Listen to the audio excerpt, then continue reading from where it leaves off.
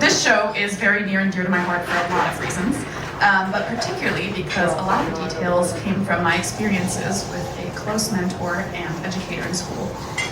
They had a reputation of being pretty physical with their students, giving massages in class and serving underage drinks, but it was kind of a joke around school until in my final year a friend came to me and told me that the teacher had gone too far with them.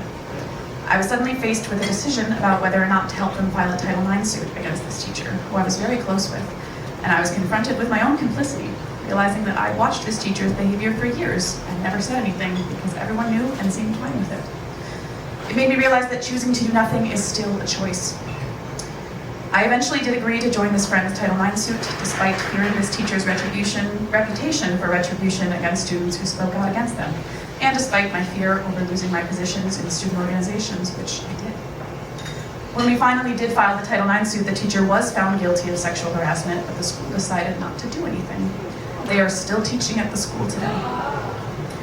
On a Zoom call early in our process, I told Earl this story, even though it's something that I don't speak about often. But the awful truth is that immediately Earl said, "Wow, that was happening in my school too."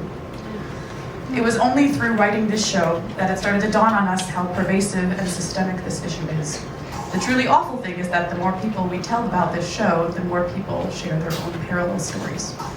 For Show is for Andrew, for Annabelle, for Brooke, for Claire, for Chanel, for Dan, for Deb, for Ella, for Gina, for Josh, for Kate, for Katie, for Kristen, for Lucy, for Mary, for Matt, for Mindy, for Miranda, for Mouse, for Sabrina, for Tarana, and for all the stories that haven't been told.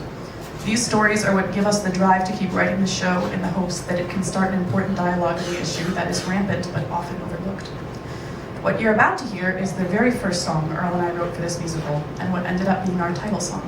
I wrote it at 3 in the morning, so about midday grad school time. And I wrote it in about 30 minutes, and I sent it to Earl, who responded almost immediately with a melody. In the almost 2 years this song has existed, it's barely changed, and it's become the heart of this musical. Please enjoy the incomparable Gabriella Rodriguez performing For Show.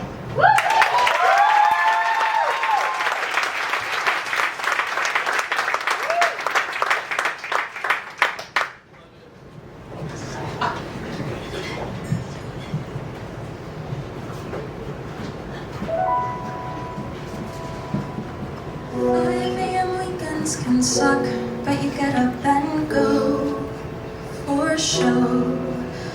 You stretch and you shower and you contour your face till you glow for show.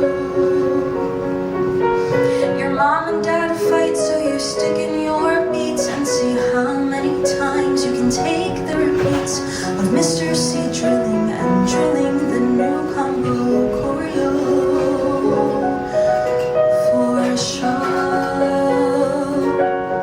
At the warm-up, no one stops to chat, they just mumble, hello, for show. When you're at the top of the tower, they bow down below, for show.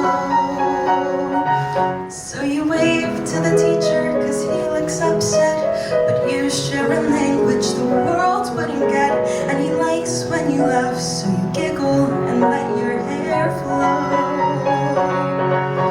For sure.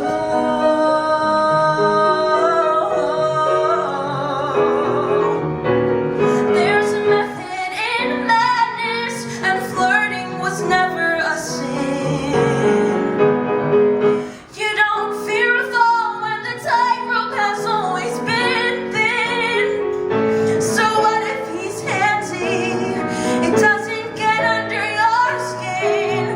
Why shy away when you ask for his touch? It's much easier just to give in. Cause if you let him massage both your shoulders, he's happy. We win.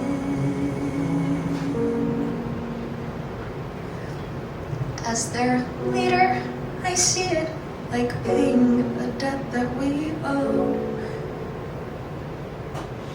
But if anyone asked why I'd let him, I'd say, I don't know. I don't know. I don't know.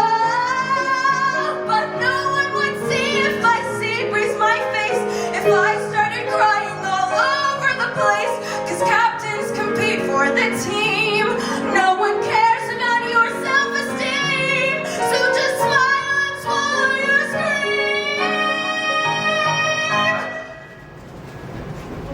Mom will pay for Laducas. She just wants to come sit in the seat I saved in the front row, so she'll never know what I do.